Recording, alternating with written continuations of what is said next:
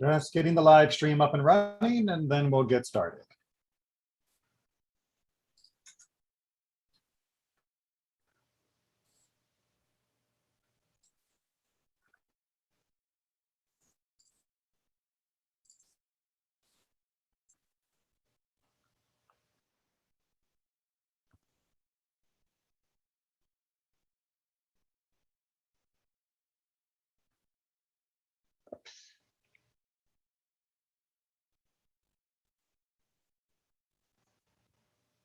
Go.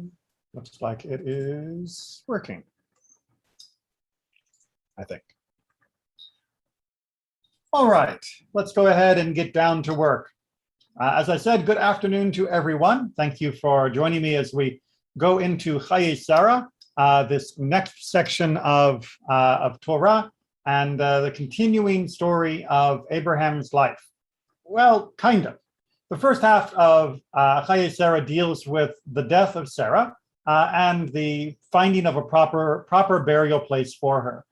The next portion, which we'll be focusing on together, is the section in chapter 24 that deals with the finding of a bride for Yitzchak. Abraham is adamant that Isaac not leave the land to find a bride, and he's also adamant that he not take a bride from among the people in the land. And so he is going to send his servant to go and find a bride back in Haran, back in the area that he had come from. So this is his compromise, if you will, for making sure that works. Now, the whole beginning of the story of the finding of Rivka is something we've talked about a few different times, but just as a quick summary, the servant comes to the well, which is the place where the people would gather in order to draw water. And by the way, also the inspiration for my background picture for today's parasha. And there he sets up a test of the girl who comes, and then when he asks if he could have some water, she offers not only him water, but also water for the camels. He wants that to be the right person. It's an amazing test that he puts in place, one, like I said, in previous classes we have discussed at some length. The girl who does this is, of course, Rivka, who does come from the extended family of Abraham and is therefore a wonderful fit. And he reminds, or rather tells her that this is obviously what we would call beshert, it's destiny, and he has returned with her to the family house to complete the activity, to complete the arrangements, if you will, for Rivka to come with him. So that's where the story picks up, with him coming to the family house.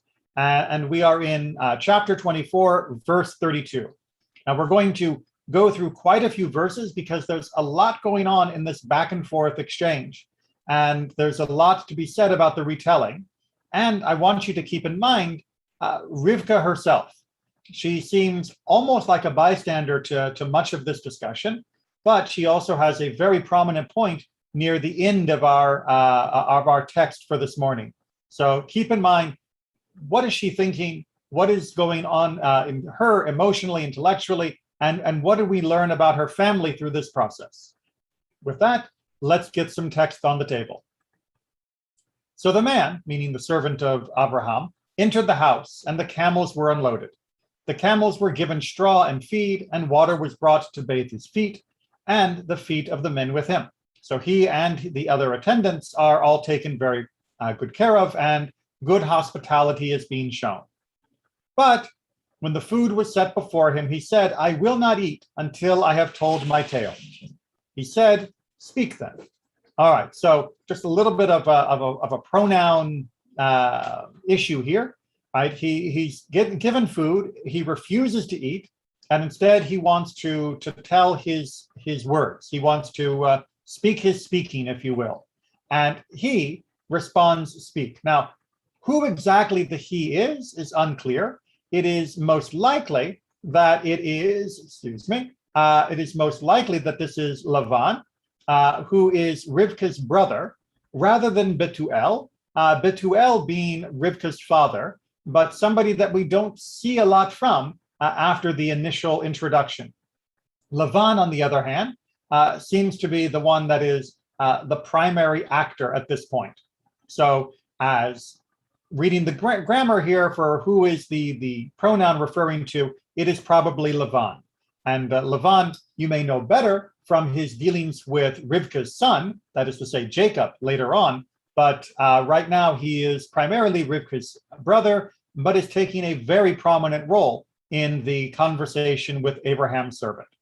So Lavan, we will assume, is giving permission for him to go ahead and speak before having the customary hospitality kind of meal. I am Abraham's servant, he began.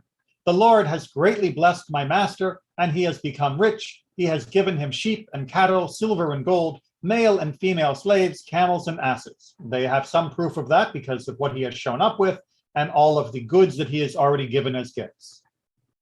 And Sarah, my master's wife, bore my master a son in her old age, and he has assigned to him everything he owns, probably making sure they understand that, yes, this is indeed the Sarah that when she was last in Haran was seen as being childless and barren, but she has finally produced a child. Now my master made me swear, saying, you shall not get a wife for my son from the daughters of the Canaanites in whose land I dwell, but you shall go to my father's house, to my kindred, and get a wife for my son. And I said to my master, what if the woman does not follow me? He replied to me, the Lord, whose ways I have followed, and will send his angel with you and make your errand successful, and will give you a wife from my son, from my kindred, from my father's house. Thus only shall you be freed from my adjuration, from my oath. If, when you come to my kindred, they refuse you, only then shall you be freed from my adjuration. So this is something we've talked about in previous classes. You can go back and look in Chayei Sarah for more discussion on this. How exactly does this work if God will make you successful, and yet there still seems to be that they can refuse to let the woman go? That doesn't really seem like success. So that's something that I highly recommend you go back to some of those earlier videos to see the discussion on that, or the earlier text sheets if you'd rather just read some of the commentary.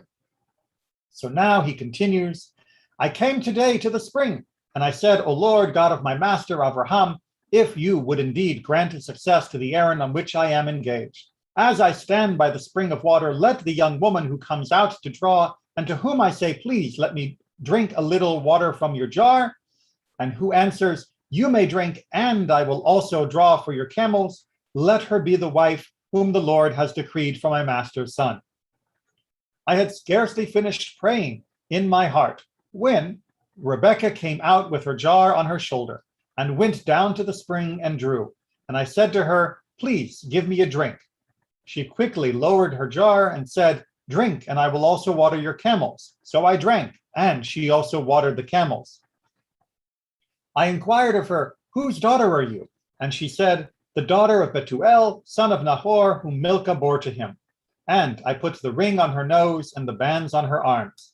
Interestingly enough, in our previous discussions, we've also pointed this out, that this is a slight reverse of order. He actually gave her the gifts before finding out her full patrimony, but he is clearly trying to put things in a order that would be better understood by the household. Then I bowed low in homage to the Lord and blessed the Lord, the God of my master, who led me on the right way to get the daughter of my master's brother for his son. And now, if you mean to treat my master with true kindness, tell me, and if not, tell me also, that I may turn right or left. So he finishes this recap in his speech by saying, all right, it's clearly this was set by God in motion, so just tell me that you agree. If you're not going to agree, then tell me that also, so that I can make other arrangements, so that I can do something different. Again, previous videos we discussed how could it be that he would have other options if this is clearly what God has put in store. All right, so before we get on to Lavan and Bethuel and the household's response, does anyone have any questions about that or any feelings about how the engagement is being set up?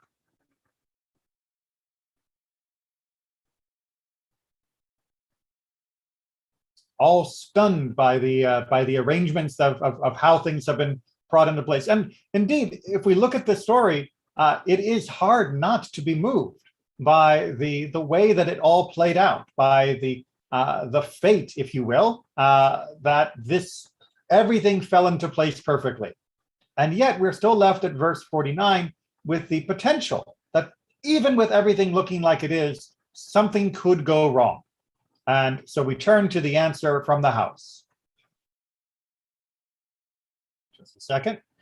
Then Lavan and Bethuel answered, the matter was decreed by the Lord. We cannot speak to you bad or good. This will again be reflected with Lavan in his interchange with Jacob later on when they are parting company. But this seems to be their response here, that they are saying, clearly this seems to be a force beyond our understanding. So we cannot say good or bad, meaning we can't say that this is wrong, and we also can't say that it is good, that they are saying this is beyond their capabilities. However, they continue, here is Rebecca, right? Hine Rivka. Take her and go, and let her be a wife to your master's son, as the Lord has spoken. So they are giving their agreement. Verse 52, when Abraham's servant heard their words, he bowed low to the ground before the Lord, right? He is not bowing to them, he is bowing to God in gratitude that it appears that this is going to be successful. The servant brought out objects of silver and gold and garments and gave them to Rebekah, and he gave presents to her brother and her mother. So, a couple things to notice here. One is that the silver and gold and garments are being given to Rebekah. Other presents are being given to the brother and mother. We're not told exactly what's being given. It may have been, as some commentators say, a little bit inferior to what he gave to Rebekah. Additionally, you'll notice that Bethuel has disappeared. He is not receiving a particular gift of any type in this conversation. And indeed, we don't hear from him again in the conversation. That's something we'll have to circle back to in our commentary. Then he and the men with him ate and drank, and they spent the night. When they arose next morning, he said, give me leave to go to my master. Now, this is very much in keeping with Abraham's alacrity, his speed to always fulfill his commands. Clearly, the servant has been well trained. Now that he has been successful in his mission, it is time to go. But her brother and her mother said, let the maiden remain with us some 10 days, then you may go. So they are offering a delay before he can go. And generally speaking, these delays don't work out well in the Tanakh. So it's not surprising then that the servant responds in verse 56. He said to them, do not delay me, now that the Lord has made my errand successful. Give me leave that I may go to my master. So it's a little unusual of why are they asking for a delay if they've already agreed to this? And their response is also a little unusual. And they said, let us call the girl and ask for her reply. Meaning they are going to ask Rivka directly what her feelings are on this matter. They called Rebekah and said to her, will you go with this man? And she said, I will, or rather, I will go. Again, translations often have to fit in English expression forms, but in the Hebrew, it is a mirror of the verb, elech, I will go. So they sent off their sister Rebekah and her nurse along with Abraham's servant and his men. And they blessed Rebekah and said to her, O sister, may you grow into thousands of myriads. May your offspring seize the gates of their foes. And that is the sort of final blessing from her family before the journey begins. All right, so first of all, any questions or comments before I pose my own?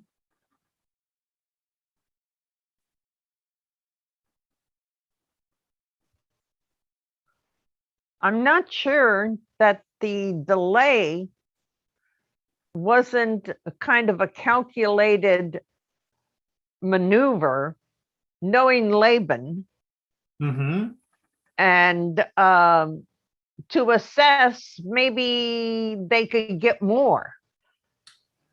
Indeed, with And what? Go ahead.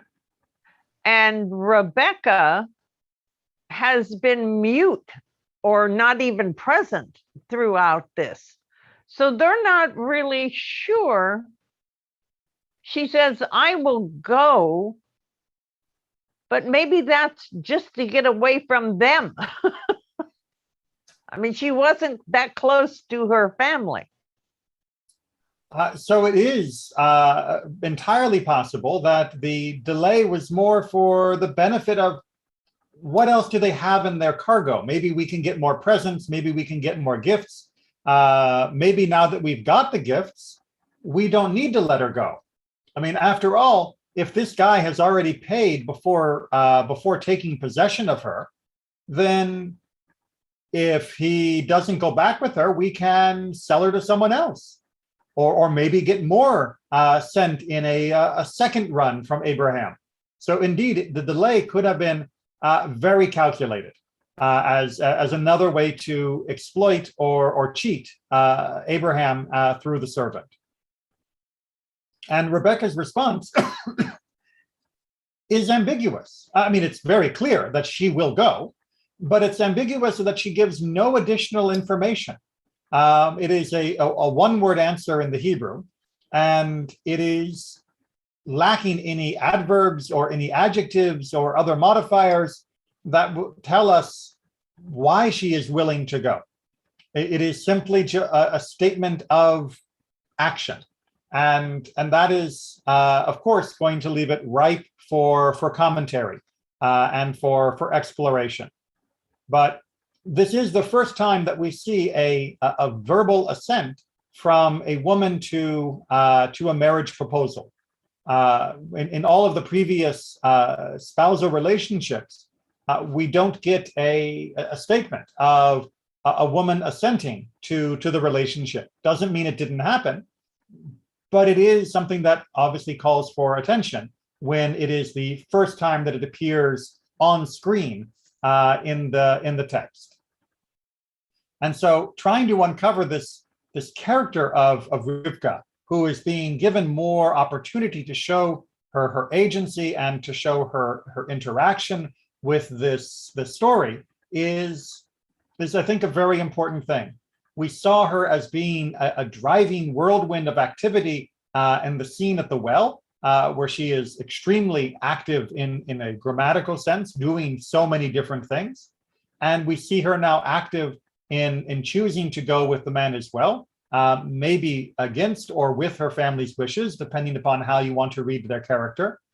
And we know from having read the Torah before that Rebecca will be extremely active in the life of Isaac and her children. So this seems to be a very interesting character, a very interesting woman, and her beginning is something that we should look at in more detail. So with that, let's go ahead and take a look at some details of the commentary that is about her. So the first is, what is this whole argument about going today or not today? What is that about? Well, Radak takes it from the servant's point of view as a fairly straightforward matter, right? Seeing that it is clear that God has made his mission successful, do not cause me any delay, even of a single day. And that is partly because the actual literal Hebrew, when they say let's have a delay, is this interesting phrase, yamim or asor, right? Which could mean days or 10, right? It'd be like, one or a few. It is a very ambiguous time frame in the extreme. And Radak is trying to say even a day would be too much because it's clear that my mission is successful. And he is also therefore implying that he is still worried about fulfilling that mission, making sure that it is successful by the end. And it was very clear, as we saw from his speech, that he was still a little apprehensive, despite all of the evidence that this was indeed the right person at the right moment, that perhaps a decision would be made that would prevent her from fulfilling this mission. And he is sticking to his guns. He wants the mission to be successful, and that means no wasted time. In addition to that, we also see from this exchange where Rivka says that she wants to go, that indeed this is a very important legal point, right? As Rashi points out to us, from this we may infer that a woman should not be given in marriage except with her own consent. That while it was always possible for families to arrange a marriage, to arrange a betrothal, an engagement, if you will, for children, the sons, the daughters, there needed to be agreement before the actual final marriage. There needed to be a going through with it, an assent.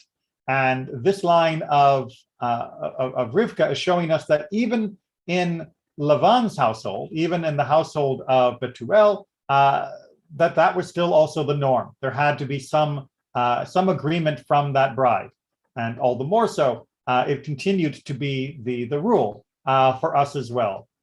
It's one of the things that makes the whole plot of Fiddler on the Roof, with the idea that the papa arranges the marriage and the girl has no say in it, a little bit anti what Jewish law has been. Were there some families where fathers would try to be domineering like that? Of course. Was it accepted and respected by Jewish law? Never. And she said, I will go, right? And this Rashi interprets a little bit less pleasantly for her family, of my own accord, even though you do not consent. So Rashi reads this through the lens of Bereshit Rabbah, that the family was setting her up to try and say she won't want to go, or at least not yet, and therefore we can blame her rather than us being the source of delay. But it backfired. Rivka didn't play along with their plan. Rivka did not show the hesitancy they thought she might, and therefore everybody left early, and they were not able to take advantage of the situation however they were hoping to do so. And that kind of scuppered their plans. And why would she have been wanting to maybe not go just yet? Well, Amek Davar, I thought, had a very cute explanation of this. She was nervous about riding on a camel. It's not every day that you ride in a camel, and it's not every day you're going to ride on a camel for weeks at a time. And she probably was a little apprehensive about riding off on the camel. But again, to her credit, he argues, she did not want to delay until alternative transportation could be arranged. That despite the unfamiliarity of traveling by camel, she had the willingness, the zeal, the determination, the stubbornness, if you will, to want to go now rather than waiting and delaying until something better, like a wagon, might have been arranged. And again, we have to wonder, why was she in a hurry to get out of town? And then just one last little interpretation of why the delay might have been expected or might have been overridden, this time from Rashbam. They called Rivka, meaning they called her in, as a matter of common courtesy, right? Of course, they're going to talk to the girl about this. Now, this does highlight the fact that she wasn't present during the earlier moments of discussion, that when all of the basic arrangements were being made and the agreement being given by the family, she wasn't even in the room. But it is at least common courtesy to talk to her about it at the end. Even though God had already made clear what his wishes were, tell us what your own wishes are in this matter, if you want to go immediately. So Rashbam is trying to tell us that the question that was being given to her perhaps shouldn't be seen as a general statement of whether she wanted to get married or not, but instead a statement of whether she wanted to go now or not. Because she was brought in only at the point in the argument over the time of leaving, rather than the agreement to the marriage, Rashbam is arguing that perhaps Lavan and Bethuel did not give her a choice in the marriage, but they were giving her a choice in the timeline of the marriage. Why? Because it is emphasized as, will you go with this man? Not will you get married, but will you go with him? Meaning, would you go with him or with someone else as your guide after the last lap lapse of 10 months or a year. The question was relevant, seeing that we had explained that it was customary to give a bride 12 months to prepare herself for such a radical adjustment as moving from her parents' home to that of her husband. So since she is leaving not only her parents' home, but leaving her whole family behind and her whole country behind, everything she knows behind, it would have been normal to follow the practice of having a 12-month delay, a practice that continued for more than 1,000 years after this point, to give time for that adjustment. That, of course, would mean that the servant would return with the news of the betrothal, but without the girl, and she would then accompany another person that would bring her later on. And that seems to be the argument, Rashbam says. Is she willing to go with this guy and those servants? Or will she be happier waiting for a year, trying to get used to the idea, preparing herself, and then leaving with a different guide to take her along the way? And of course, her answer is that she will go now. Now, this gives us a couple insights into her character. One, that she really was eager to get out of town, to leave her family. And two, that she was of strong enough character that she was willing to do that, even though there was an option to delay and come at a later date, at least hypothetically. Whether or not that was a real option, we're going to talk about a little bit later on. But from her point of view, it would possibly have been a real choice to wait, to prepare, to get ready. You know, you don't want to rush into things. You want to have a little time to get used to the idea. Who just jumps on a camel and goes the first day when you're asked to? That would seem a little unusual. But Rivka seems to be unusual, and indeed she is willing to go. Questions or comments on this point?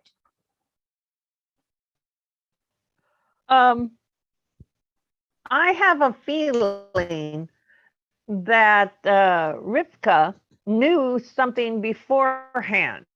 I mean, when she accepted the rings and the gold at the well, wasn't she already committed herself? You don't take those kinds of presents just for water. Or am I wrong? Well, whether or not it would be considered legally binding is a little difficult to navigate. It depends on exactly how clear it was that those presents were as part of a betrothal offer. But definitely, she had made her intention to go through with it quite clear. The real question is the timing of it.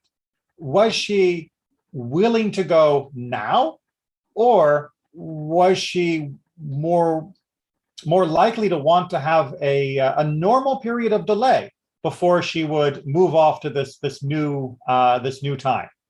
And that still seems a little ambiguous when they ask her the question, and yet she jumps at the chance to go now rather than going later. Which would have been, as Rashbam points out, her right. It would have been perfectly normal and perhaps even proper for her to have waited rather than going.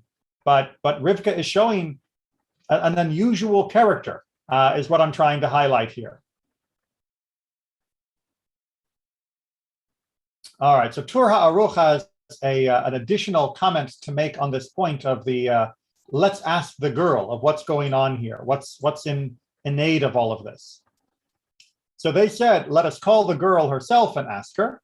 And this was a challenge to Eliezer, who had represented her as having already agreed to come, right? He had said, you know, she seemed eager to go. We gave the presents. She seems on board with this. And they're like, well, let's just ask her. Hence, they asked her openly, do you really want to go with this man? Right? So maybe this is just good parenting. Right? Maybe this is just them checking to make sure she really has agreed to this. Alternately, the question posed to Rivka meant, do you prefer to travel with this man, or would you prefer one of us comes with you to the land of Canaan? Maybe they weren't asking about a delay. Maybe they were asking about only with him and the other servants of Abraham. Wouldn't you like one of us to go with you? Her answer when she said, "I will go," meant that she considered the man as trustworthy and that it would be unfair to delay him on account of the expensive jewelry she had already accepted from him. So she is seeing herself as having obligated herself to him and indeed recognizing him as trustworthy. And she would not have considered him, if she would not have agreed if she had not considered him trustworthy. This is an interesting point because we get the story from the omniscient narrator, God's point of view, and we get the story from Eliezer's point of view, the servant of Abraham, but her and her family only had his statement to go on. Here is a guy who shows up, he says that he's from a relative, he is offering expensive gifts. Is that really somebody that you trust to then walk off into the wilderness and never see your family again? And it seems that Rivka indeed is willing to trust. She seems to have faith in him and faith in what he is saying, and believes that this is a legitimate and proper proposal and a good opportunity for her. And that has repercussions, as we will see, for her life and for the life of our people. And also, of course, it has a lot to say about the nature of her character, the nature of her independence. And that's going to lead us to a more modern commentary, which we find here. This is taken from Carol Mayers, who wrote a really interesting article about Rebecca in the Jewish Women's Archive Encyclopedia. So, Rebecca's position in the second generation of ancestors, meaning Abraham and then next, is actually more prominent than that of her spouse. For one thing, Rebecca is far more dynamic and proactive than Isaac, for whom no independent episode is reported, right? If you think about the stories of Isaac, which we'll see much more so in the next chapter, he doesn't get a lot of solo events. We have plenty of stories of Abraham on his own, and we get stories of Rebecca doing things as the figurehead of this generation on her own, this being sort of one of them. But Isaac, not so much. The very fact that the verb to go, lech, is used of Rebecca 7 times, a number used in the Bible for emphasis, in the courtship narrative of chapter 24, highlights her active character. In addition, Rebecca's behavior in Genesis 24 is depicted by a series of action verbs. She runs, draws waters, fills jars, and rides a camel, that contribute to a sense of her individuality and vitality, in contrast to Isaac's passivity. Also noteworthy is the way the language used in reference to Rebecca's journey from Mesopotamia to Canaan and in anticipation of her role as progenitor of countless offspring echoes that found in the Abraham narratives. So Rebecca really is seen in this area as being a proto-Abraham. And the language, the literary language used in this chapter is very evocative of Abraham's own decision. From the copious use of the term lech, of going, indeed she even says, elech, I will go, in a way that is very similar to Abraham's decision in lech lecha, to go. She leaves her household behind, just as Abraham left his household behind, and she is given a promise that is very reminiscent of the promise that was given to Abraham. So she really does seem to be a female Abraham, if you will, and her strong activity, her strong activism, I guess is the better word, during the rest of her chapters is much more in keeping with Abraham, and even more so than it would be in keeping with Sarah. Questions or comments about Carol Meyer's teaching on this?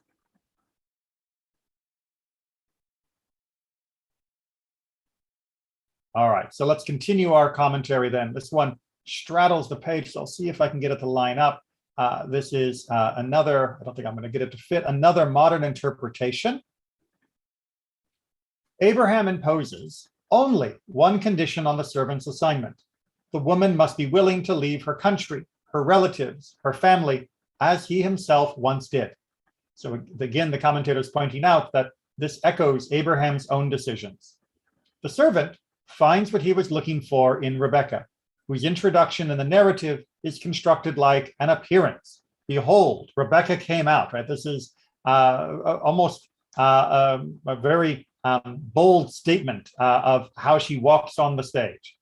She is the woman of the right family to which the genealogy in 22:20-24 had already pointed. The family tree of Milcah and of Nahor culminates in the brief note of conception of Rebekah. That was at the end after the Akedah. Her story is made to be parallel to that of Abraham because she, like him, leaves her people, her relatives, and her family and announces her decision with, I will go, just like Abraham, who in days gone by followed God's voice and left. Not Isaac, but Rebekah is portrayed as the adequate link in the promise of Abraham, of the Abrahamic line. This becomes clear in the bridal blessing for Rebekah. May your offspring gain possession of the gates of their foes, which is almost the exact wording of the last promise to Abraham after his successful test in 22:17, the Akedah. Isaac, on the other hand, is linked with the tradition of Abraham's failure, when he, like his father before him, lies to Abimelech, saying that his wife is his sister. And this was by Irmtraud Fischer and her interpretation of this women's story in general. Questions or comments?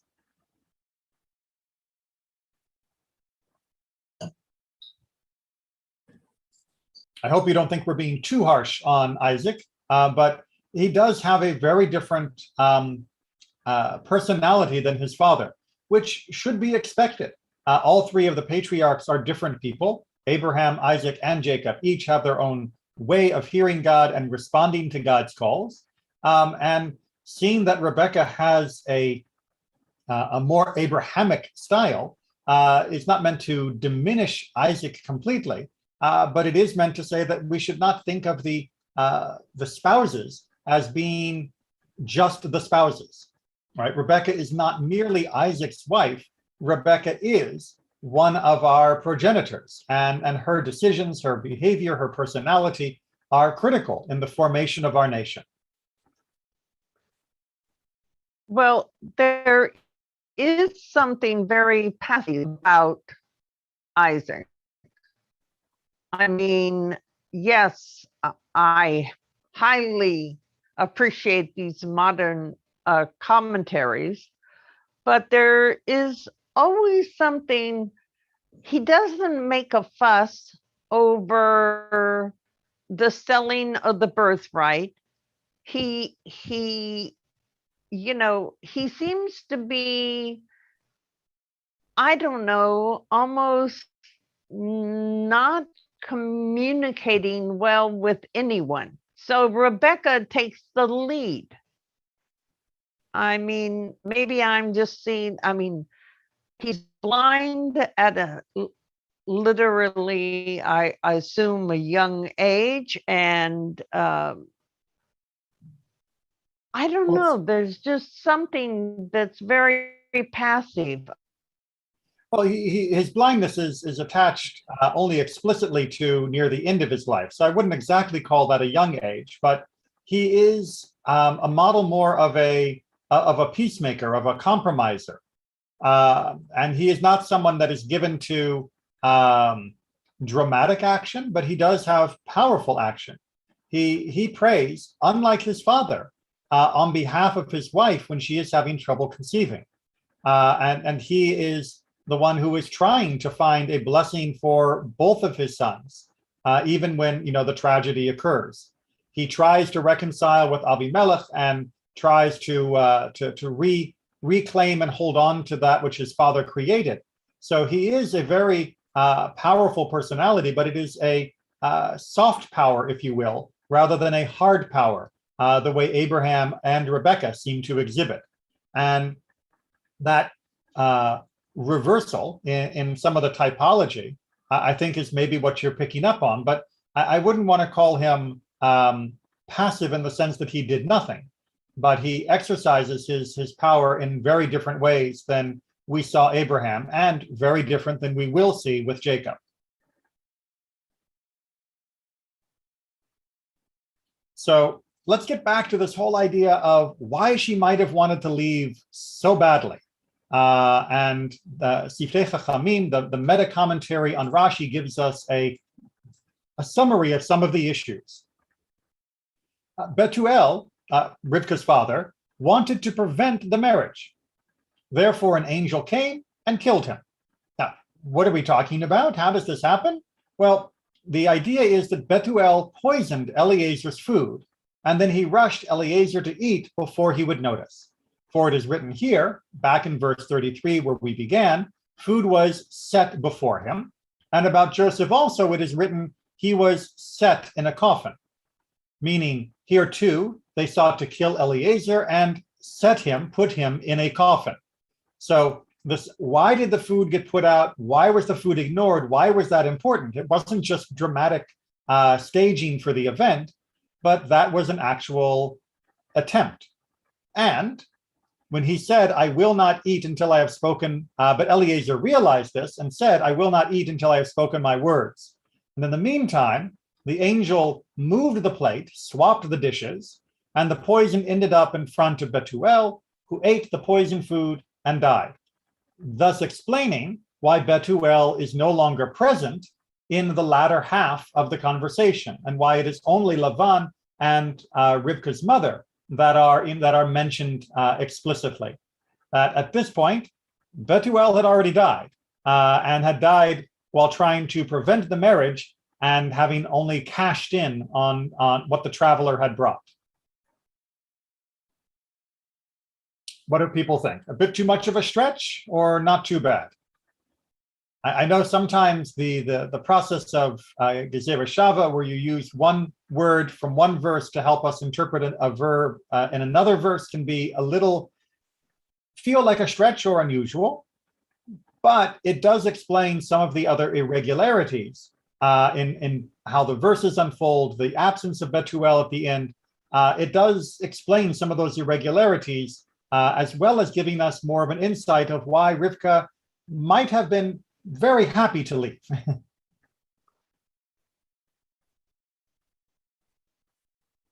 It seems like Agatha Christie. Okay.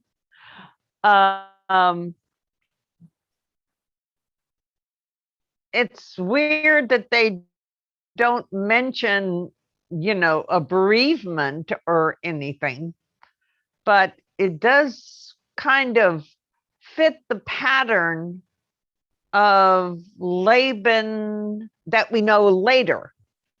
This kind of conniving, maybe Rivka was really happy to be out of this house.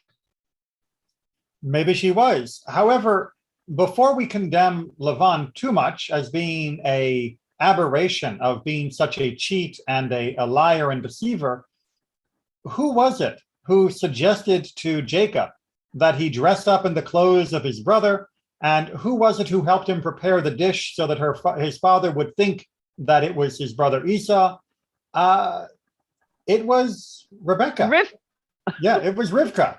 So perhaps she knew about these kinds of shenanigans from the household she grew up in. And perhaps she was looking to get out of it, but still carried a little bit of that knowledge with her.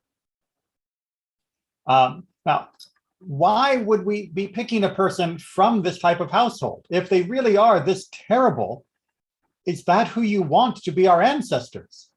Because remember, whatever we are saying about Betuel and whatever we are saying about Lavan, those are our ancestors, right? There would not be a Jacob if there wasn't a Betuel, and there would not be any of the 12 tribes if there had not been a Lavan.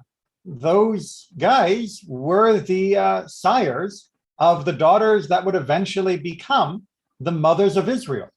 So why do we come from such cruddy people? Why is this repeated as a motif so many times?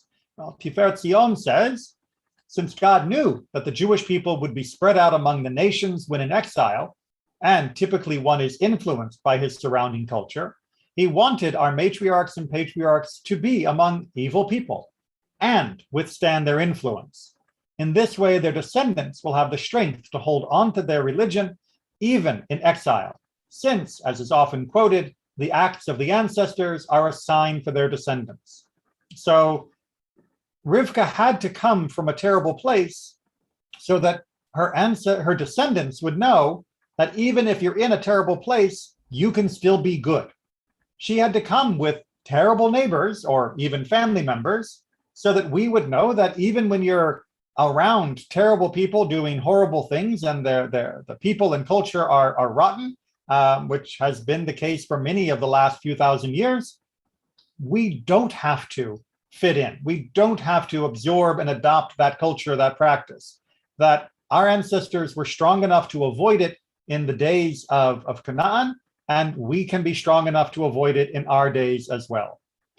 And that barrier between us and those who would corrupt us is something that Rivka is exemplifying by how she chooses to leave and to upend whatever shenanigans the family was planning.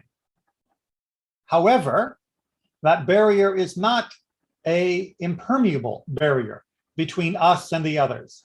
As Ha'amak Devar brings as our final commentary based on that blessing that is given to Rivka when she leaves, and your descendants will inherit the gates of their haters. This is a bracha, a blessing, that they will be wise men seated at the gate. Right? Gate is being used here as a common biblical idiom for the place of judgment and public discussion. And even in the gates of their haters, there will be people who seek out their wisdom and advice. So he is saying, don't view this as being a purely militaristic type idea. View this as being that even among the place where our haters dwell, the place where decisions are being made, they're still going to ask Jews for wisdom and help. And earlier on in the story of the Akedah, there was a similar blessing, and your descendants will inherit the gates of their foes, back in 22:17. And indeed, this is one of the many parallels between Abraham and Rebekah. In that case, the Holy One, blessed be he, who knows the thoughts of the enemies, describe them with the root foes, right? The oivim, right? These are our foes as opposed to our haters, which describes a feeling in their hearts. But a hater implies action as well. As we see from Deuteronomy, upon your haters who chase after you, meaning that the term hater implies a more active level of pursuing with hate, as opposed to a word foe, which implies a more emotional hatred. People do not appreciate the wonder that even those who actively hate us will need the wisdom of Israel. And this is something that he is correct, that even in countries where there was a great deal of active anti-Semitism, Jews were often asked or demanded to be supporters of the government, the king, the lords, and other institutions. Jews were often put into positions of great significance, despite how they might be treated or perceived by the surrounding culture and population. And that's something that we should take great pride in. It's something that we should also recognize has given us unique position and standing to be able to influence many of those countries and cultures and to help move them away from their attitudes of hate and animosity. And many of those cultures have since greatly recanted the anti-Semitism they once had, and even more importantly, have adopted many of the principles of justice and righteous living that Judaism has been trying to share with them in the world for a few thousand years. Before we call it a day, shall we, let me see if there's any additional questions or comments.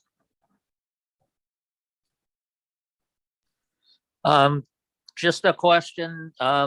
Two things. What you just said brings brings to mind the phrase of Israel being a light unto the nations. And the other thing is, can we count from what we're studying right now? Are we able to ascertain how old Rivka was when all this went down? So the age of Rivka is a hotly debated topic among the commentaries, and it's one that I have a video on earlier. Okay. We're not going to completely go into it, but her age ranges anywhere from about 3 years old up till being a young teenager, and that is debated and argued over based upon the age of if we assume that she was born at the time when Sarah died, then she, or just before, then we would assume that she is very, very young, close to 3. If we assume Akedah happened at a different time than immediately in the chronology towards Sarah's death, then there is a lot of evidence to support her being a young teenager rather than a 3-year-old. No, I know we could go to other places in the Torah and try to calculate, but from this text we're studying, we can't really tell. But even a young teenager is still very young, at least by the way reading it with a contemporary mind. Yes. It's still, you're still talking about a very young girl, not that's all I was getting at. Yeah. She hasn't finished grad school. Exactly right. In our modern generation, and especially within most of the Jewish community in the conservative movement, women and men don't get married until their mid-20s at their earliest, if not late 20s or 30s. So it might seem a little strange to imagine a teenager getting married, but that was not that unusual. I will point out, however, that historically the rabbis recommended that there might be a young betrothal, meaning a young agreement for people to get married, but that the actual final part of the wedding and consummation should really wait until they were around 18 or so. So even traditionally, people were not supposed to be getting married when they were like 13, 14, 15. Arranged, yes, but not actually brought together to form a household. And yes, with regards to the idea of Or LaGoyim, of being a light to a nation, exactly right. That is part of why I brought this last commentary, and part of the reminder that even though Rivka may have been leaving this terrible household, she and our people were not meant to fully isolate ourselves. Indeed, it was going to be that we would be spread out among those other cultures. And while we needed to make sure that we would not be influenced and corrupted by them, we did also have to look for opportunities where we could share wisdom and influence to them to help them move beyond the culture that they had at the time. Well, thank you all very much, and I will see you all again either tonight for Mishnah, tomorrow for Pathway to Judaism, on Shabbat, or next week for Toldot. Take care, everyone, and be well. Thank you. Bye. Thank you. Bye.